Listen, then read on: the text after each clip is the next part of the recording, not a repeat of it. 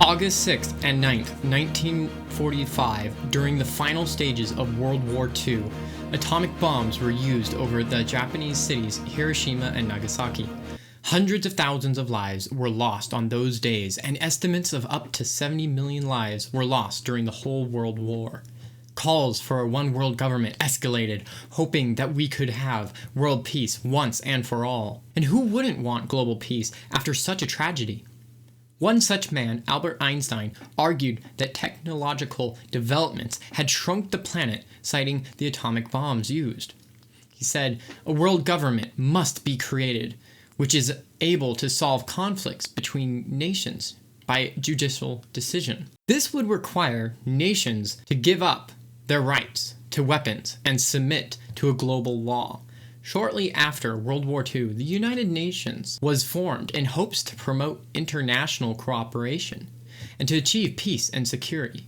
The UN has been looked as one of the potential methods of moving towards a one world government, although it has no authoritative power per se, making others look to the EU model, which is already starting to crumble with Brexit. Last time, we determined that a king ruling the world is not good, since any man given complete control over the world could easily become corrupted, except for Jesus, who will rule the world during the Millennium Kingdom. Yet a global government still seems inevitable. Talks of globalization has been on the rise instead of having a king, since they have too much power at the top. Many have argued for a federation of nation-states that are democratic, something similar to the states that are in America, but nations in size. This still would have someone at the top ruling, though it would be democratic with a division of power, and if the person at the top became corrupt, they would more easily be removed than a king, since the king has absolute authority. The goal of a federation of nations would be to unify the nations economically and politically, so much so that war would never occur again, since no nation state would want to hurt another nation state because of economic ties, in theory. Now, unifying all the nations will require a unified government system to govern the globe. Under this model, what would be formed would be another government that governs nation states. Now, if you thought our government was already too big, this just doubled it, requiring a whole new tax to support it. A global judicial system, or you could say a global Supreme Court, would need to be set up, including laws. Every nation would have to follow. A new bank and currency would be created, or you could say a current currency would be chosen as the standard. Some have talked about moving towards a cryptocurrency, getting rid of paper money altogether.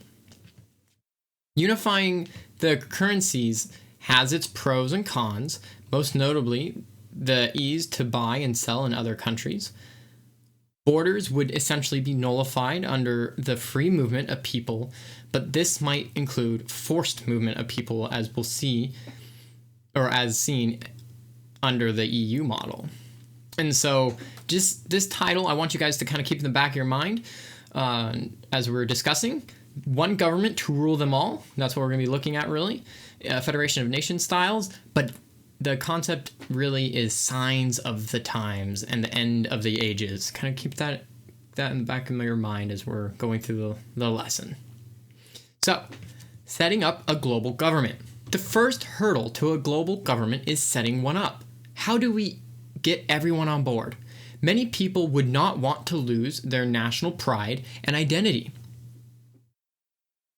If only a few nations join this federation of nation states, then not much has been accomplished except the reduction of nations. Obviously, we have good intentions, wanting to end wars once and for all, but I can guarantee many nations would not join in fear of losing their authority and power. Now, looking at the UN and the EU as examples, they are humanitarian in nature, trying to end discrimination and promoting freedom along with other things. Now, the EU requires certain things to be agreed upon to join the EU, and a standard for all nations to accept would be logical. But what do we do about countries that have dictatorships or are very oppressive to their people? The leader of North Korea, Kim Jong-un, would never give up his authority to his nation. We can barely get him to stop doing missile tests, and I think he just recently did one just the other week. To reach a global government, there are two things that could be done for this. First, accept dictators and other forms of governments within the system and say they're allowed, and say any form of government within this federation. But that might not work. So you might want to just force all nations to shift their governments to a democratic one, since our goal is to make sure we're not oppressing the people, right? And we want to get rid of dictatorships. And so, of course, allowing any form of government to join the Federation of States would diminish the aspirations to be humanitarian and protecting people, since people are often oppressed under dictatorships. However, forcing other nations to change their government is asking for war and partly defeating the purpose of starting a global government, since we're trying to stop war once and for all. So either war or takeover of nations would have to be repeated until all nations are on board. Now, some might argue after a few nations are taken over, every other nation would surrender. This is essentially the idea of imperialism trying to take over the world, or communism, that we only need one final revolution and wars to restructure the world. This reveals one of the struggles with the global government, that it just tends towards war. So it ends up being a global despotism. And then I got the definition there for you if you want to read it. But it essentially requires massive power or force and oppression, really, to keep society together. Kind of think of tyranny. Or the governments would rule over a fragile empire frequently torn by civil wars, as various regions and peoples try to gain their political freedom and autonomy. Trying to go about it diplomatically ends up failing or becoming another world war, which we're trying not to go to. So scrapping that plan, what other ways would a global government develop? I would say, most notably, a global crisis that forces every nation to join together. Global warming or climate change is often brought up, stating this will bring nations together. Although I doubt this, since we have massive nations such as China and India who just don't seem to care, since they would hurt their economy, and so they haven't really been focused on this subject. Now, unless climate change got to apocalyptic levels, as some are saying, we only have 12 years left, notably people in the news lately, this would not make nations join together. Although we do see certain global catastrophes and crises in Matthew and some in Revelations. So let's read these passages. So as Jesus was sitting on the Mount of Olives, the disciples came to him privately. "Tell us," they said, "when will this happen, and what will be the signs of your coming and of the end of the age?" Jesus answered, "Watch out that no one deceives you, for many will come in my name, claiming I am the Messiah, and will deceive many. You will hear of wars and rumors of wars, but see to it that you are not alarmed. Such things must happen, but the end is still to come. Nations will rise against nations, kingdom against kingdom. There will be famines and earthquakes in various places. All these are the beginning of birth pains." It continues, "Then you will be handed over to the persecuted and put to death, and you will be hated by all nations because of me. At that time, many will turn away from the faith and betray and hate each other.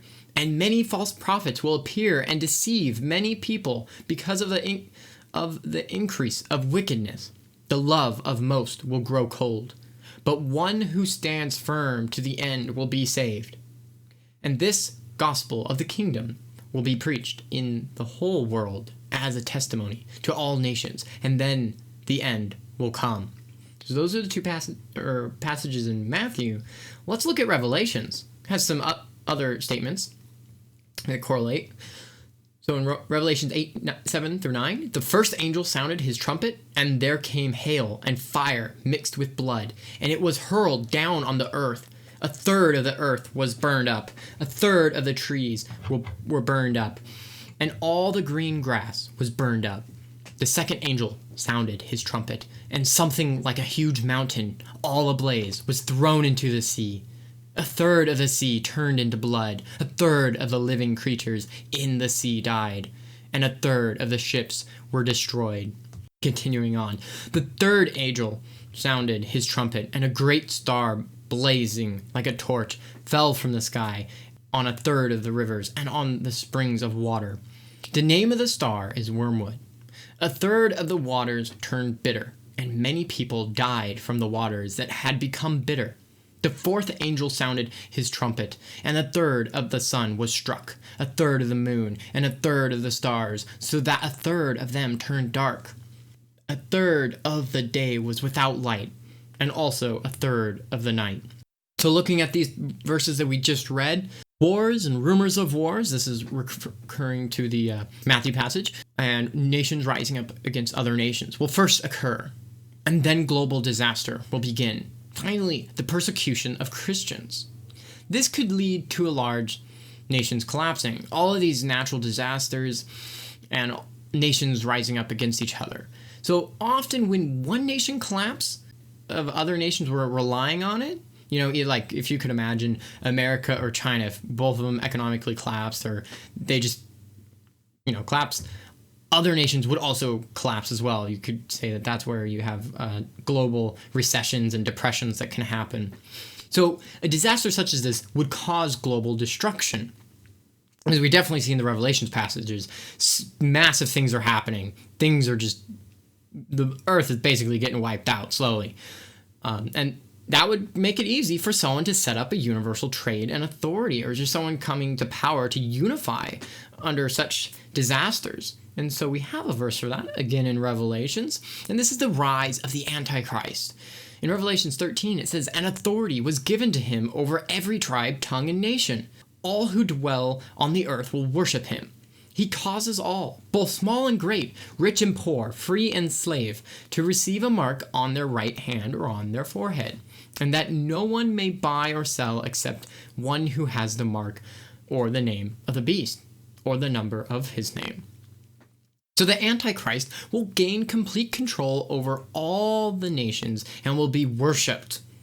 A global trade system will be set up known as the mark of the beast.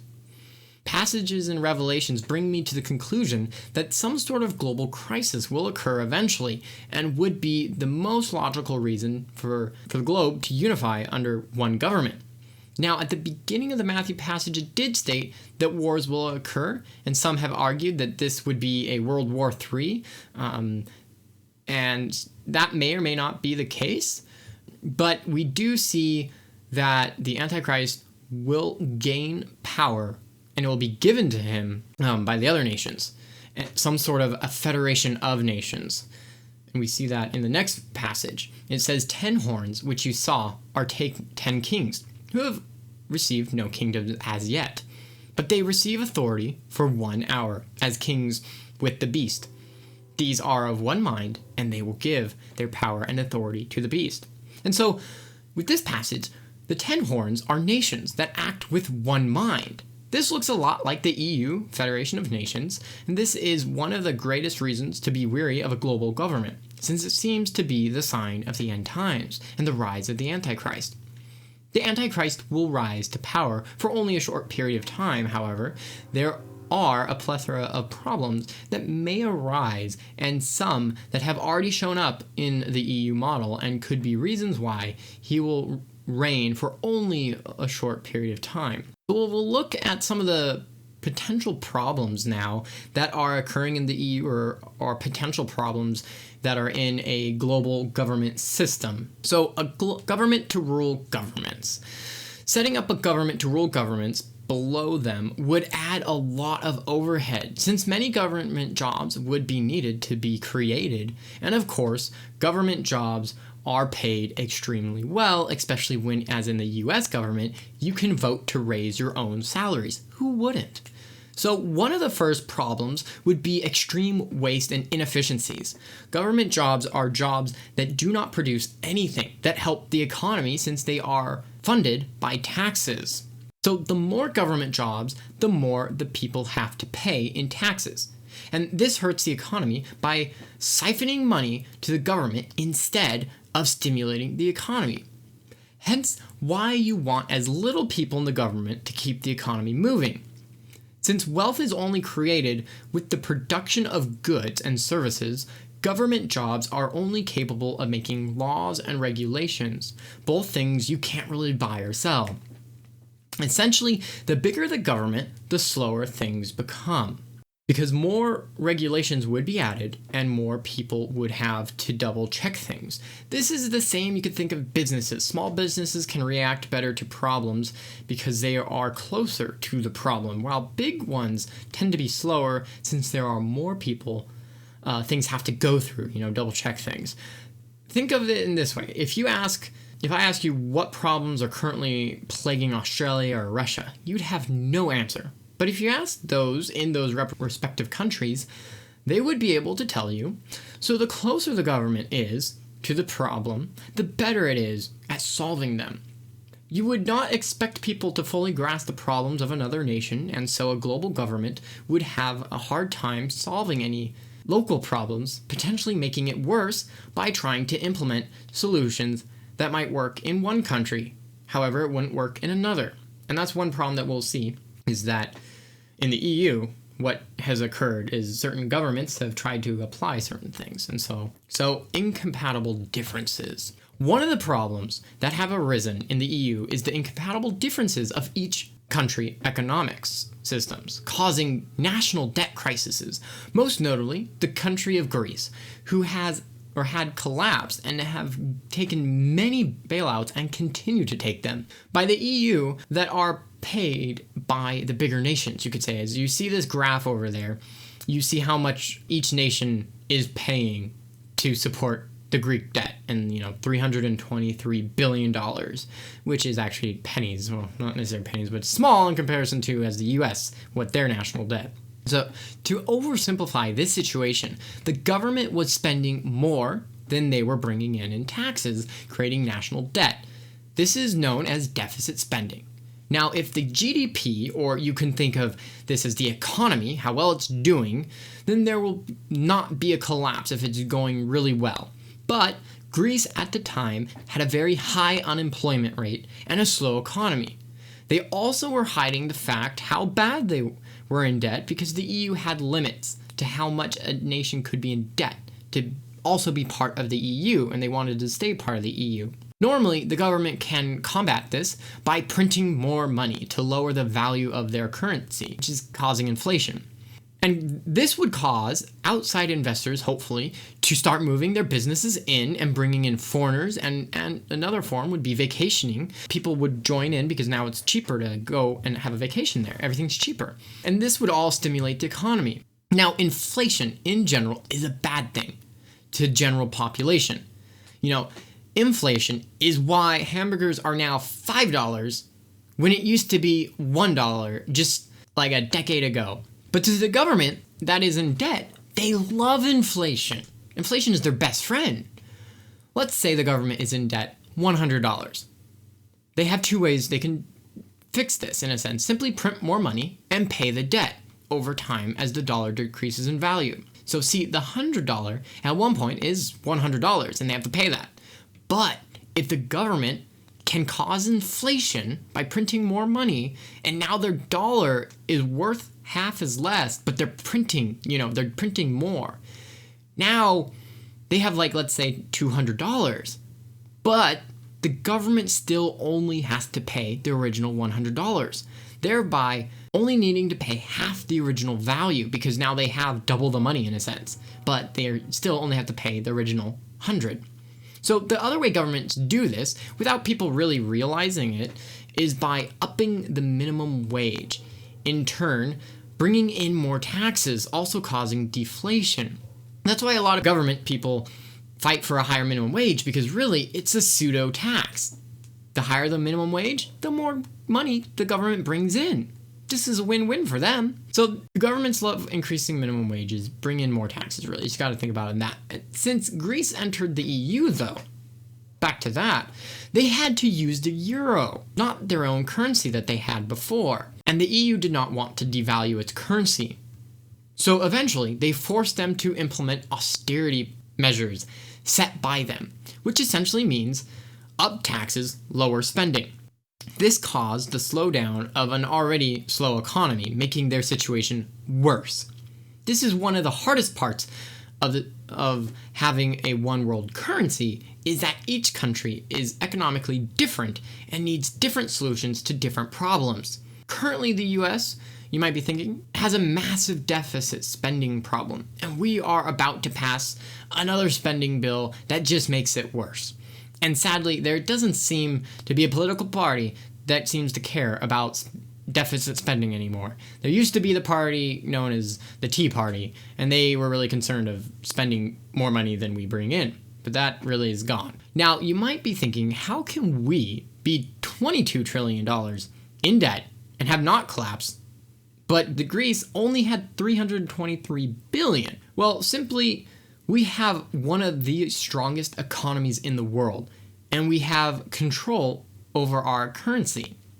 And so we can do certain things as lowering interest rates, which we just cut, and other stuff like that. We can print our money, and we have a lot of power to influence. But the biggest thing is why we haven't collapsed is because of our GDP. Our economy is at one of the best times it's ever been. And so we're able to push off our problems until later, you could say. Not to say that we'll never have a collapse. We definitely will, because you can't just forever spend in debt. You just can't. We do need to solve that. That's another thing.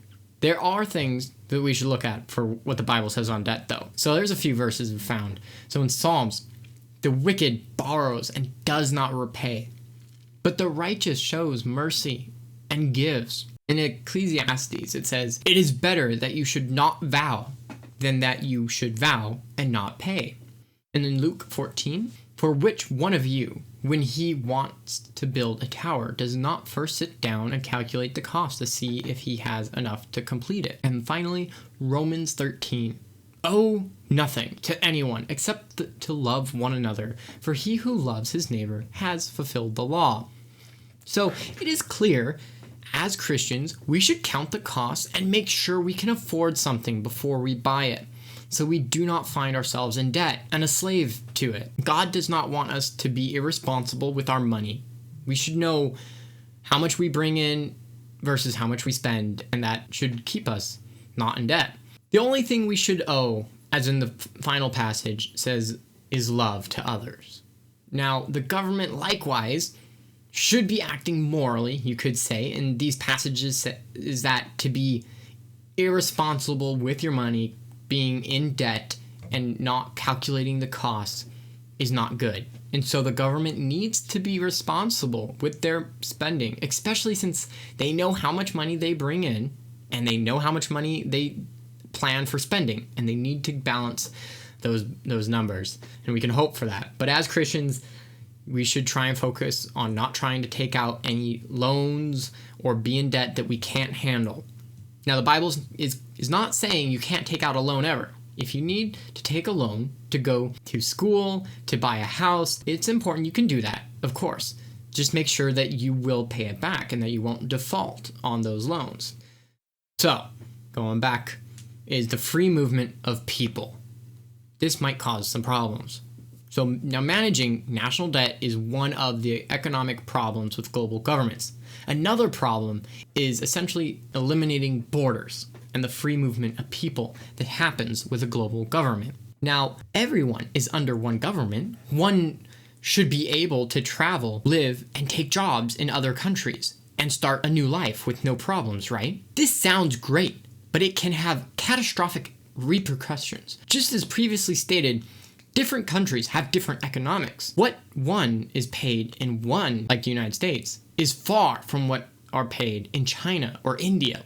So I was looking up the minimum wages in China, and the highest one that I could find, because it's different per province, but the biggest one, and I'm going to convert it to American dollars, is $3.06. That's nothing in China. So that's how much we would be paying, or in the American dollar, so you can wrap your mind around it. Now, if you're in California, and especially in certain places, you can make $15 an hour. And for all of California, that's after 2022, everyone will be at 15. So this becomes a mass exodus of lower economic countries to wealthier countries. Because why would you ever pay or get a job that pays you $3 when you can do the exact same job and get paid $15? Everyone would start moving. So this has been the case for the EU. Many started to complain when the EU accepted nations from the eastern part of Europe, also known as the poorer nations. This was also made worse because many moved solely for the welfare and free healthcare that is given. This would cause economic collapse in both countries. Lower economic countries would run out of workers if they all left, and taxes. Because no one's working, no taxes. While other wealthier countries would drive wages down, and extreme competitive nature of job hunting would result in high unemployment. So one might argue, then let's just make a global minimum wage. But then that would collapse the poorer countries, because companies would not be able to afford those wages in the poorer countries. They would just collapse. No way is the China companies that are only paying their employees $3 an hour be able to pay a national wage of $15. They'd be gone. Economies have to grow slowly to match. Another problem is limit migration, in a sense. People say, well, let's just limit migration, as it is now in nations mostly out of merit. But then you're only taking the brightest out of the nations that need them to better develop those countries. Now, if you start limiting migration, you defeat one of the crucial parts of a global government, that you have become one government, one country almost, under a government. Obviously, it's a federation of nations, but your goal is to be one. And so you might as well not have a global government to begin with, because that's one of the benefits, you could say, of having a global government. That's one of the benefits the EU gets to participate in, is the free movement of people from any of those nation states. And to eliminate that, they'd be like, well, why are we doing this? Multiculturalism, that's another thing. Allowing the free movement of people not only would affect economies, but also on the local cultures. The idea of multiculturalism is one of the founding ideas of the EU, and believes all cultures are equal and that diversity will make them stronger. Or in other words, support or enforcement of several distinct cultural groups in a society. So there are two ways this can turn out. You could say multiculturalism is the melting pot of America that assumes that any foreigners that come in will assimilate to the current culture by learning the language and agreeing, on the kind of American values and, those kind of things. You become American. Now, there's another view of multiculturalism that you could say is the mosaic of cultures. And in a sense, they more promote the segregation, that you can stay separate, you can move to the country, and you keep your culture with you in one area. And so this causes segregation. It's a mosaic. You're not assimilating at all. That might cause cultural destruction. Let's look at the EU.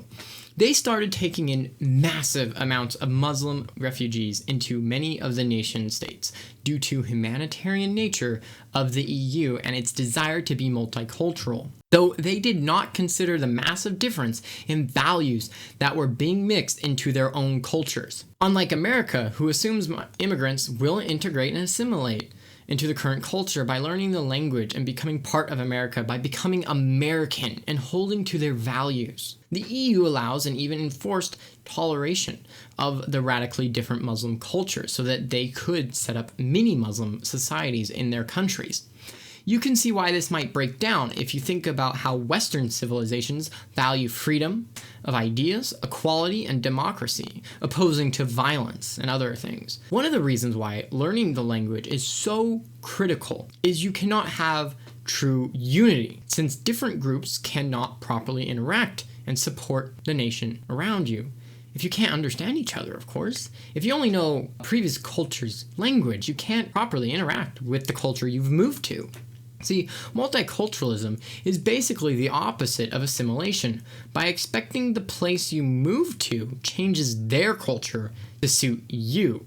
See, I'm trying to learn some Japanese and customs before I go to Japan because I respect the culture and want to be polite. It would be rude for me to go and, in a sense, demand that they change their culture to fit me. I'm going to Japan to see their culture and appreciate it, not the other way around.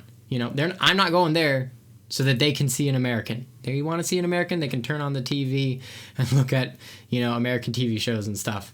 Might not be the exact, but you get the picture. So in the EU, there became areas, though, that were purely Muslim, that became known as no-go zones because they set up their own laws, known as Sharia law, and court systems practiced by the imams, and became very hostile to any that were not Muslim. They were not interested in keeping and protecting the local government and culture since they feel no identity with them. When they moved into the EU, they did not become EU citizens, really. They maintained their previous culture and they moved in. See, if one does not identify with the local government, you are more likely to break the laws since you just don't care. But if you feel part of the society, you feel that if you hurt the society, you're hurting yourself. Think about those who litter versus who don't, and the mentality they have. You don't litter because wherever you go, partly yours, and you want it to stay in good condition. However, those who litter don't care, thinking this is not their land and that they don't mind disturbing it because it's like, well, this is someone else's land. I'll litter. I don't care. Back to the no-go zones. In those areas, equality of gender was thrown out since Muslims view women as less. There was a video I watched a while ago in France. Women were not allowed to go to this local coffee shop that was a Muslim kind of area since they're women and they want to keep women and men separated for the most part. Other things that had seemed to occur because of the mass migration was Sweden. As a result of their immigration policy, they became the rape capital of the world. And you can search that and that's what you'll find. They have really high rape percentages. And all over the EU, terrorist attacks skyrocketed by members of ISIS. Just a few years back, it was so bad, it felt like every day you would log into Facebook and see another terrorist attack and everyone changing their profile pictures to a respective country flag. So just to remind you of some of those ones, we have the map here, all the tragedies that the ISIS perpetuated, all these attacks. And so ISIS' motivation was to set up an Islamic caliphate or Islamic political state in hopes to usher in Sharia law, which one of the most notable ones is jihad, or war, may be waged to force conversion to Islam, and captives may be executed, enslaved, or even raped. Under the rule of a one government, they would either have to ban the religion or allow the religion to take over, which the EU, they've chosen multiculturalism and allowed Islam to spread, basically ignoring the problem. So I've watched many videos in UK, Paris, and Germany have greatly been affected as crime has gone up as well.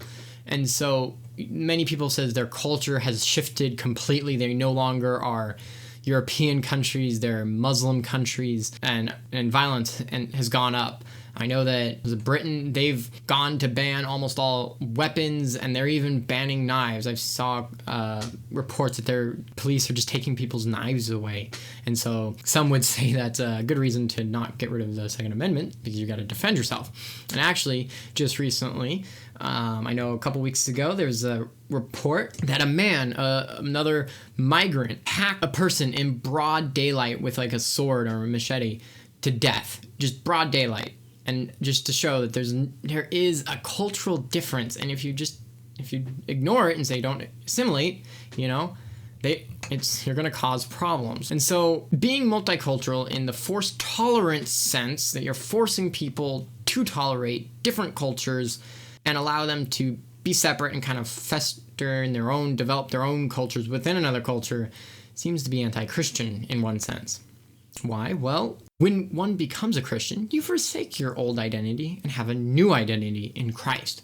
One who was once a Buddhist would never be a Buddhist Christian. You wouldn't refer to yourself, I'm a Buddhist Christian. No, you would just say, I'm a Christian. And so the Bible preaches assimilation of values and identity.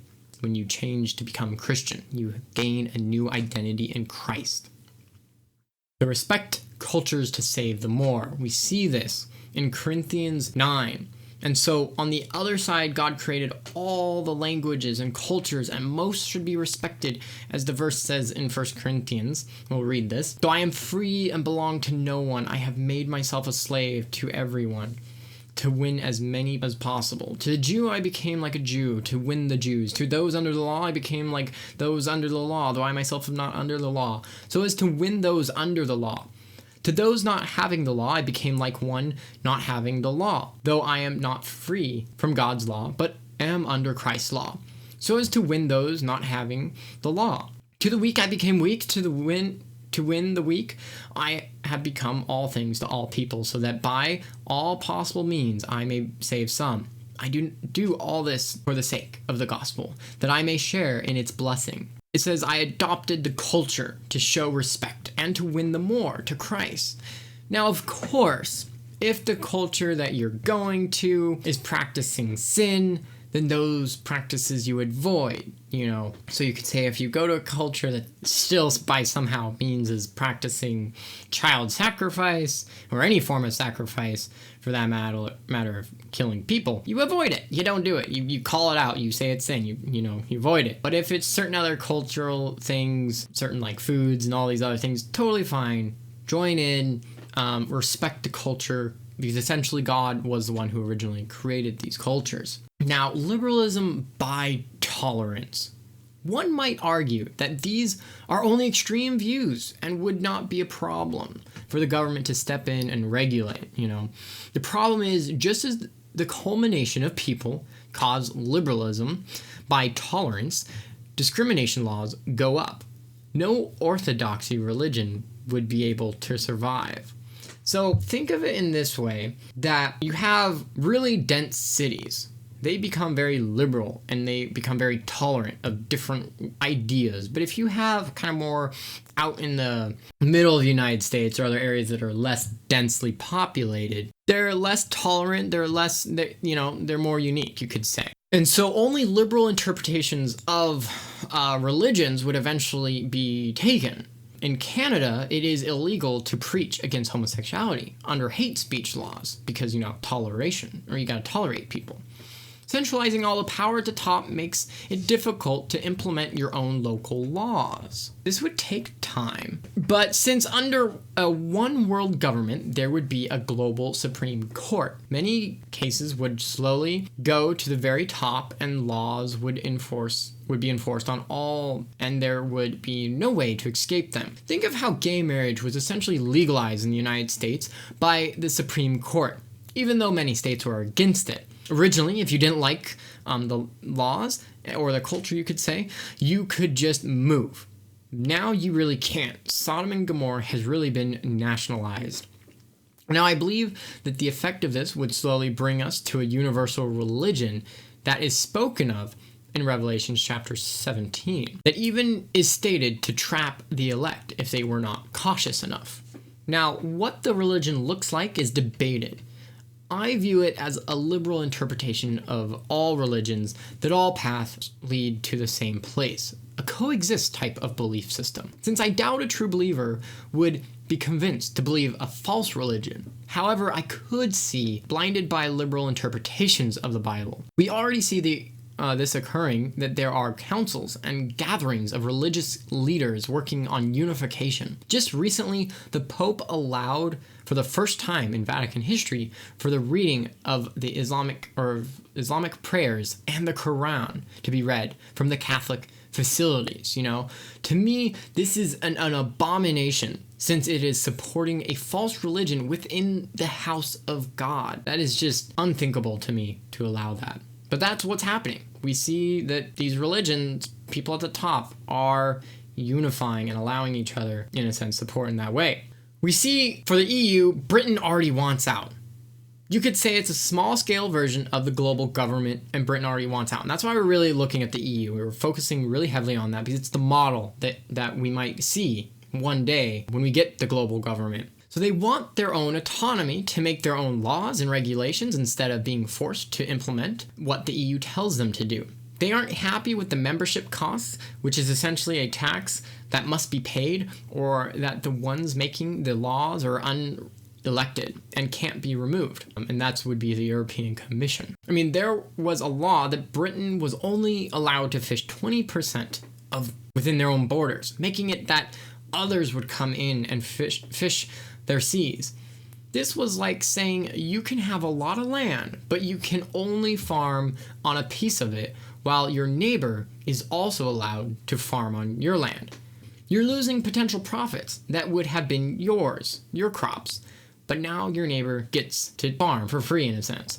And so these are just certain examples that the EU, they've lost their sovereignty, their costs are too high, and they really want to make their own laws for reasons why the EU wants out. And really, you can think about that as a global system. Things like that would also occur. So I know this is long-winded, kind of. What takeaways can we get from this lesson is, all in all, a global government will be bad for society, and it is not something we should look forward to. And governments that big will be very inefficient, more likely to up the deficit, unable to handle the unique economics systems and just different problems within different cultures, while being too slow to react to problems. A central government would either be a global despotism requiring strength to keep it together, tyranny, or would rule over fragile empire torn by frequent civil strife or civil wars.